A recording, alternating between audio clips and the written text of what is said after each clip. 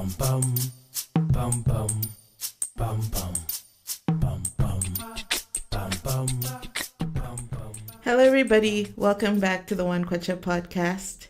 This is episode 6, and we've been going strong. So today's episode is going to be different because the lovely guest is, drumroll please, me, or at least a younger version of myself, adolescent Kondwani throughout the years. I don't know, it's just something different. Well, that and I did not have a guest this week, so I thought who better to bring on but myself. So, welcome, younger Kondwani. Thank you. Thank you for having me. Okay, that's so silly. I'm not going to do voices the entire time, but I just wanted this to be a lighthearted discussion, sort of a reflection and looking back, and a love letter or a letter of advice or words of wisdom that I'd give myself. But before we jump into that, I would like to discuss the blessing of the week. So the blessing of the week is the women in our lives. March 8th, this Friday, is International Women's Day. And, well, everyone has a mother, or at least there was someone who gave birth to you, and whether or not they're in your life, there are lots of women we interact with on a day-to-day basis who change our lives, and it be it our friends, our teachers. We just want to appreciate them today. So send a kind word or a kind message to a woman in your life, a woman who inspired you, a woman who you're grateful for. I would like to give thanks for all of the amazing women in my life. My mother, my grandmother, my aunts. I am so blessed to have wonderful examples of love and strength and fortitude and hard work and all of that. So yes, that is the blessing of the week. So this episode is going to be short because, let's face it, who just sits and talks to themselves for hours? I do have conversations with myself, but I don't want to make it too weird for you and make it sound like I'm preaching to people. But come along for the ride. So where would I start? I don't know what the earliest recollections, at least how far back it goes scientifically, like when you can actually comprehend and remember what's happening to you. I know one of my earliest memories is dropping one of my brothers when they're really young. And it's sad that it starts there, but that's got nothing to do with it. I just remember it was a pretty hard time for me to cope. Imagine being an only child and being the star, and all your parents love you and all their attention goes to them. I mean, they don't love you any less when you have siblings, but imagine the transition from being an only child to being a sibling. And in my case, there were 2 new kids, not just one. So every time the guests came around, I wasn't exciting anymore. They just wanted to see the new twins. And little old me just, hey.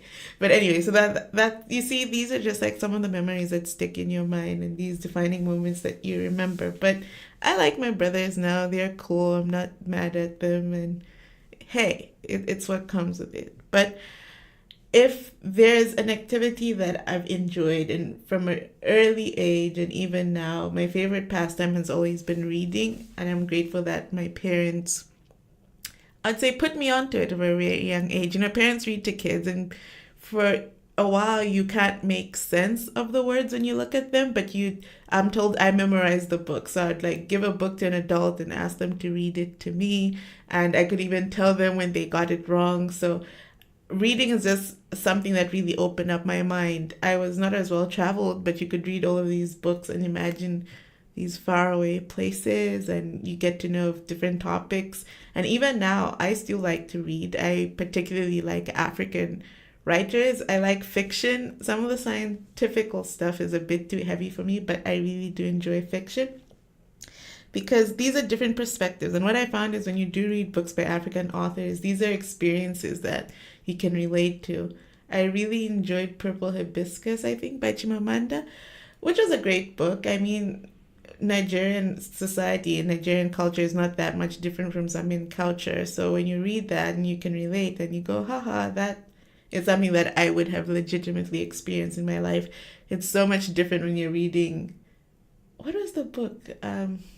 Famous Five, which was good in its own, but I mean, those are just entirely different experiences. So no black kids are going around wondering, trying to solve mysteries or whatever they did.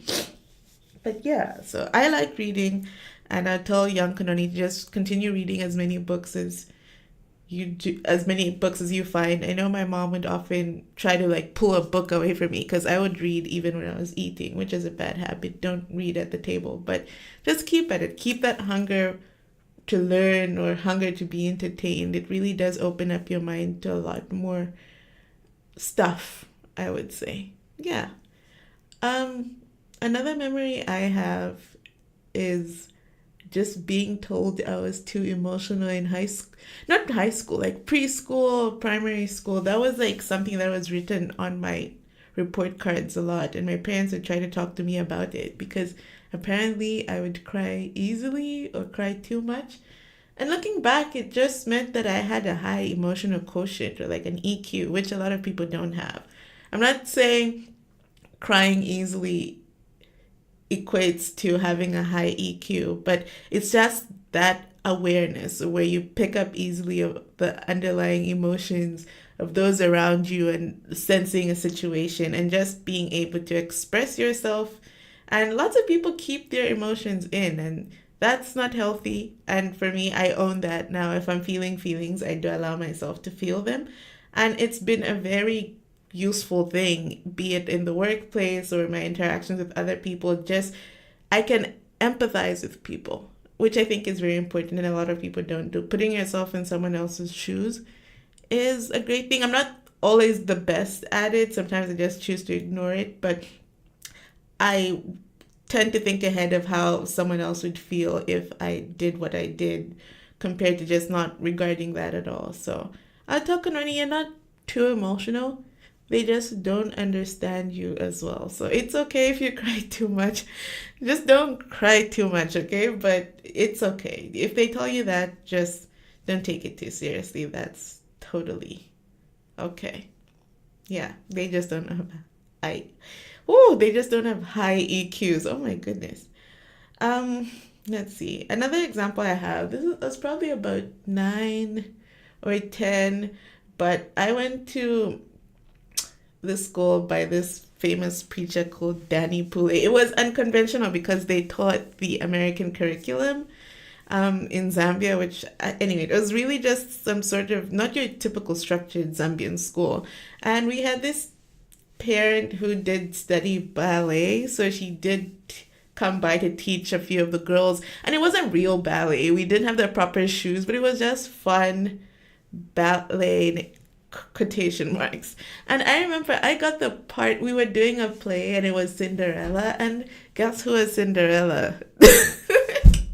You wouldn't believe, but yes, homegirl was Cinderella. And we used to practice, and there was this boy called Namaluva, and he was the prince. And yeah, it was a great production. I mean, the parents came in, and there was a girl called Memory, and if I remember her situation correctly, she didn't have her parents, or she lived with an aunt or uncle, but just not the best situation for a young age. And I remember she was either gifted a free kit, and anyway, this is just me being very vulnerable, but she was given like a free kit. And then at the end of it all, I think at the end of the play, she was the one who was picked to give flowers to our teacher. And I really liked our teacher. She was Auntie Letitia Zulu. She's still around. Very nice lady, like one of those all-around people who can bake, who's just amazing at everything that they do. But I was just so mad that I wasn't picked to be the one to give her the flowers. And I remember at the end of the show, I just took myself to a corner and was just like crying and so sad. And yet I was the star of the show, and people wanted to meet me afterwards, but I was just too busy crying because I was not the one picked to give the flowers, which when you're young you fail to see the bigger picture. And I grossly overlooked the good stuff that was going on in my side. And here's Memory, who was really just this awesome girl. And I don't know. I'm embarrassed when I think back to it. And I robbed myself of the experience because that's the only memory I have when I should have been at this high. So it's basically just in life how comparison is the thief of joy. If you're too busy looking over at what the next person has, you miss what you have. And I don't know what it is just about being human beings. You could have something and take it for granted. And the moment you give it to someone, it begins to look like the most attractive thing. And you wonder why you didn't see it the same way when you had it. So, Kondwani, quit tripping, girl. You're awesome. Everyone's awesome. But look at your situation. You don't need to look at what the other person is doing. And yeah, man, you are silly. You are silly. Just being honest. You are silly. But that's another example. And that thing's really stuck in my mind because that was how many years ago. So that's an experience I pulled back to when I was not even able to enjoy what should have been a high point in my life because I was just dead set on wanting to be the one to give Auntie Letitia flowers, which is really just stupid. But hey, younger Kondwani, we're in this together. Another experience. I kind of have notes, so that's why it's segmented out of here. But I remember, so that was kind of like primary school, and then I went on, that was like early primary school. So I don't know if that was like middle school, and then this is now my 7th grade, 6th grade. I changed schools, and it was weird. You know, you move to a new school and you're trying to fit in, and you're trying to find a clique. One thing that I just remember and laugh back, there's this girl called Mukeleva. Should I be dropping names? I don't know who listens to this.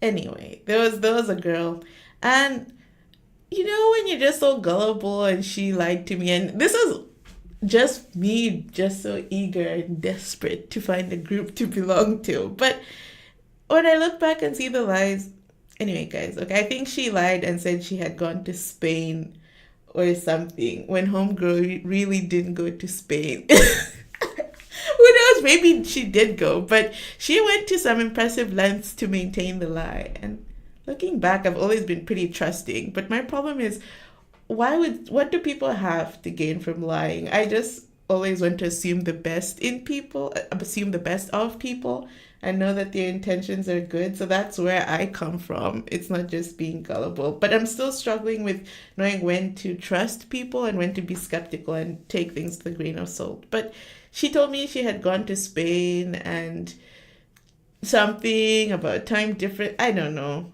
It's just some shady stuff, but that was funny. It's just when you're trying to fit in, and that's just something that's very important to you when you're young. It's impressive how it carries over when you're older. And I have another point about friendship, but I just remember that was something that was really important to me in the 7th grade. But it was okay. My school was okay. It was a girls' school. So that's when that started. It was a girls' school. And also the transition. So, of course, I was learning the American curriculum and then transitioning back to the regular ECZ curriculum. So I think when at the end of the first semester or term, I placed 22nd in class, which was not a good thing because it's probably about 30 people or 40 people in class. But I also then realized how if I set my mind to something, I could easily, I don't know. Once I set my mind to something, I'm very competitive. At least I used to be. So I remember being 22nd, and the next term I was 11th. Then the next term I was about 5th. You know, just kind of like halving it down and like getting yourself there eventually. So yeah, and that's when I had to own it. If I put my mind to it, I could work hard. I could be smart. So that's one thing I was very proud of. And of course, from there, after 7th grade, you move on to the 8th grade high school. I went to a girls' boarding school called Fatima, which was okay. If anything, it was in a whole other town, a whole other province, and I really went there because my cousin went there, my older cousin, Changwe, who listens to the podcast. Shout out, Changwe. So yes, my parents are just like, oh, you have a cousin there. It's a good school. If you go there, she can be able to look out for you and stuff. So I was like, okay, it was a good enough school. So I went there, and then my cousin didn't actually come back to the school, so I was left out all on my own. But she did have a couple of friends who did look out for me, so that was good. But I was about 2 years younger than most of my peers, so I think when people are going to the 8th grade, they should be about 13, and I was probably like 11, 12. Yes. So it's different when most people are older than you. I mean, of course, if you skip a couple of grades, then you have people who are older than you and who are going through a few other things at a different time from you. One thing I remember was a prefect approaching me. Well, this was a prefect who was like in charge of our dorm, and she was like, "Hey, Kondwani, I heard that when you go to the bathroom or something, you kind of like swing around the poles." And yeah, some people are just like, "That's kind of childish." And I don't know. It's just something I did passively that I wasn't aware of. And looking back, I was like, I was actually a kid. I was 12. I don't know, kids these days are different, but it's just like that's where that policing of people's behavior started. And some of the culture at boarding school, to be honest, was not the best because there were legitimately times when people would be like, oh, that kid's a little too confident. We have to knock her down a peg or two, which is not good. If someone is confident, that should be encouraged. But I guess it's people projecting their insecurities to see someone who's so outspoken and doing that to them. Of course, if someone's arrogant, that's different. But that was just someone being confident. And I feel like that's where that stifling began. I was very outspoken. I still am. And once I get comfortable, I'm always talkative. But that's where it started, that sort of shrinking of myself and trying to catch myself. And I became painfully self-conscious, which I wasn't before. So it's just something that I'm working towards now. And at least it's when you're retrospective and you look back and you reflect, you can begin to pinpoint some of those pivotal moments in your life and see where things started and where they came from. So looking back, I don't know, I'm not too pissed about it, but it's just like one of those things that's stuck in my mind because I spent 5 years at that school with a whole bunch of girls. So those years were pretty formative and a lot of those experiences shaped how I think today. So of course, looking back, there were good times, lots of fun times, lots of memories. I mean, one time our headmistress made me touch a toilet, which was traumatizing with Catholic school guilt and all of that, mass 2-3 times a week. It was quite an experience. But yes, so another thing that stood out to me from boarding school is when a girl who like slept next to me, I think I just won't say names, but I remember one time she just passed an offhand comment. I'm like, oh, well, I guess she kind of like, she felt she was giving me advice, but she's like, oh, Kondwani, you shouldn't wear sleeveless tops because of how your arms look. And I never thought much about it. But ever since she said that, I think I wore like long sleeve shirts, or all my shirts had to have sleeves. And it's like, you see how much power words have. Because, so that, a lesson for me and a lesson for you, younger Kondwani, is to be careful about what you tell other people and what you tell yourself. Because she maybe thought that was an offhand comment, but that was something that I carried with me for a couple of years after. And if anything, there wasn't really anything wrong with my arms looking back. I don't know where that came from. And I should never have taken that seriously. But it's just, you don't have to listen to what people say. People can tell you things, but you have the power to just rub it off and let it just roll down your back and not take it. Not everything that people say has to be taken seriously. And that was an example. Because it's silly. It was hot and I'm wearing long sleeves. And really, what is the point of that? So, yes, homegirl, wherever you are, I forgive you, even though it's not that deep and we don't talk. So that's okay. Another thing was when another formative kind of moment stuck in my mind is, I think this was in 12th grade. So when you're about to write your final exam, it's pretty relaxed. You don't have to come in for regular meals with everyone or something. But I just feel there's a time when I hadn't combed my hair yet because we didn't have classes. All we did was write exams. But I wore a hat to the dining hall and my hair wasn't combed underneath. And this is when our headmistress or acting headmistress at the time told me to take it off in front of everyone, or at least my peers. And it was one of the most embarrassing things to not have your hair combed. But looking back, it's learning to not take myself so seriously. And this is something that's been very important for me even in the past few years. To be able to laugh at yourself is one of the most important things. And I can't be with people who take themselves too seriously, be it my friends. Like, if you take digs at yourself, then you know that it's okay. Life is serious enough as it is, and if you take yourself too seriously, that would just be too stressful. So looking back, I was mortified.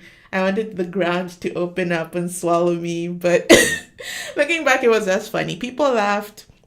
It was funny, and hey, I didn't die. Another time when something like that happened was when I had this business course. It was, I think, either Business 257 in university. And what the teacher did to kind of make sure everyone did their homework was like everyone had to do the homework, and then she would like randomly call on someone to present the solutions in front of the class, like on a projector. So, when you're ready, of course, the teacher won't call you. But the day that she called me, I had done my homework, but I had messed up the formula somewhere. So, like, everything else pretty much was wrong. Because, of course, if you have the wrong answer, it feeds wrongly into everything. And then, of course, maybe me doing the homework last minute, or yeah, pretty much it was last minute. I can guarantee you that. I probably didn't understand the concept. It would have been easy if I had the right answers and was just plugging them in and going. But I had the wrong answer, so I had to ask the class to help me as I went along. And that was the longest 5 to 10 minutes of my life, because you just feel so dumb in front of the class. And I mean, you're always ready, but the day that you're called upon, you don't have the correct answers. But as I was standing up there and just ready to die in front of my class, I learned that lesson, that this too shall pass. Like, you may be going through a tough time. Granted, that wasn't a very difficult time, but at the time it was just so painful. But I learned that my presentation was over. I got whatever grade my professor was going to give me, and that was the end of that. Something may be painful in the moment, but it too shall pass, and it's not permanent. That's something I'm always telling myself and telling some of the people around me. You may be going through a tough time, but it won't always be that way. When you're in the moment, that's all it seems like it will ever be. But there's hope that that too will end at some point, which is totally okay. So I'm glad that was over. School was over. I graduated. I got my degree. And then, yeah, job hunting. I learned the importance of networking. So I'm still not the best at it, but every job I've gotten was really not through the typical application where you submit a job and all of that. But learning the importance of having a network and people who could connect you to people. We want to claim that nepotism doesn't happen in first world countries, but that's what networking is. If someone thinks of you and refers you to someone, they'll have you in mind for when they have a job along. So yes, the job search hurts, but you also have to be creative with it. Go out, meet people. It's uncomfortable, but the more you do it, you get more confident. And at the end of the day, people are just human beings who will understand when you're new and green, and everyone is self-conscious to some degree. Everyone started off somewhere. So I got my first job, currently on my second, and well, that's a whole other story. But yeah, another formative kind of point in my life was last year when I traveled a lot.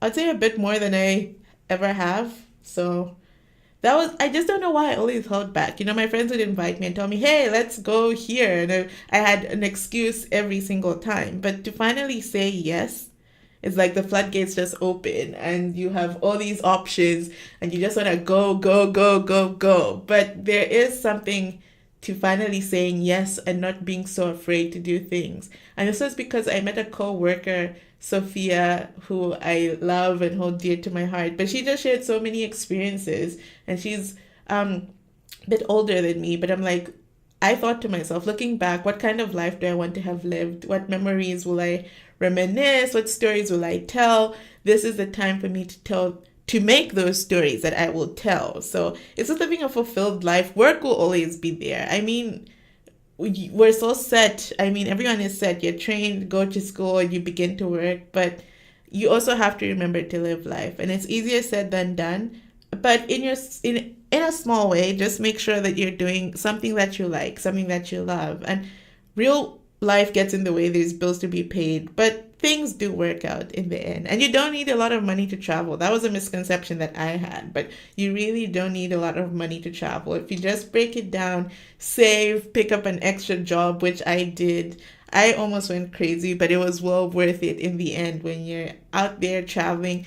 And I went to New Orleans with a friend and I stayed behind for like an extra 3 days. And for the first part, I thought I would just stay in a hotel room and not go out. But once you go out there, there's something that's so liberating about being your own person and going out and doing things on your own. So that was really eye-opening for me. So advice to younger Kondwani is don't be afraid to do new things. Don't be afraid. The world is out there. It wouldn't hurt for you to say yes to one thing. Try it at least before you decide you don't want to do it. Don't just not do it because of your fears. So try it at least once. That is what I will tell you. And I guess the last thing, which is very important, leads back to the primary school thing, is friendships. Friendships shouldn't be complicated because in the end, those who matter don't care and those who care don't matter. And for the longest time, I wanted to be liked. I would do things for people to make them like me. But in the end, I saw this quote that just like was like, poof, revelation, where it's like, you could be the best peach in the world, but there'll still be someone who doesn't like peaches. And that is so true. Not everyone is for me, and I am not for everyone. And the sooner you understand that, young Kondwani, you will go through less trouble trying to worry about people. And know the difference between acquaintanceships and friends. Friends are the people you'd call when you're in trouble, and those are the people that are there for you and you'd be there for. And you don't need that many. Quality over quantity any day. And that's a given that I feel a lot of people come to understand, and you just have a lot more peace. I can honestly say I don't have too much drama. If barely, life is not as exciting. But that's a lesson for you. But yes, and leading into the friendship thing is also just like, I've also learned to be more understanding of people. I realize that we judge people based off of their actions, where we judge ourselves based off our intentions. So we're more kind and forgiving to ourselves, but hold our friends to a higher standard. I have a very short temper, and I'm probably not the nicest person at times, but it's also just learning to understand and be more compassionate. I know there's a reason. And even understanding that we're all raised differently. I don't know, but wow, it just wouldn't make sense to me why someone would do something, but then there's a rationale that we don't think the same. We were raised differently in different places, have different experiences, and that's what shapes how we think today and how we process our lives and walk through life. And it's also understanding that people do things because of those experiences. So even if someone does something, have that compassion and empathy to understand that they're acting that way because of certain way, be it a certain reason, that's what they see, that's what makes sense to them. But we are products of our upbringing. So I don't know. I'm still trying to see. I mean, our parents are people too, and they were brought up a certain way. So it's just this never-ending cycle, but it's just about understanding people and how that feeds into friendships and what you expect from your friends and how you treat them. And pretty much life is a journey. My example from being a ballerina and comparison, as I'm at this stage where everyone is growing, starting their careers, and some people just seem to be on this fast track and seem so successful, and I'm like, what am I doing with my life? Do I like my job? Where is this going? How much money will I make? My friends are getting married. But I read this saying in a book that I just always say to myself and laugh, because it's like the sun can shine on everyone. Just because someone is succeeding, someone's success does not equate to your failure. The two are not mutually exclusive. Like, I'm not even sure if I use that correctly. People just say it a lot. If someone succeeds, I can succeed too. It doesn't mean if they succeed, I can't. So it's okay to clap for other people, Kondwani, because your time will come too and they will clap for you. So just continue to support your friends when they're doing good. Clap for them. Give them their roses and let them know that you're proud of them, because that just shows you that if they did it, it's possible for you to do it. And the grass is greener where you water it. So put that energy, that envy, channel that energy into something more productive, and that would be better for you and for the benefit of everyone. And for you, Kondwani, your problem has always been finishing or sticking to things. I know that we're planners, me and you, young Kondwani and older Kondwani, we're planners, we start things, but see things to completion. As with this podcast, I'm currently recording in my bathroom, sitting on the toilet because it is snowing outside, or well, it's flurry outside, but just commit to something. Ambition, I don't know. This is just something that we're still working through, but it's also just me watering my grass, and this is something I've been talking about for the longest time, but I just started.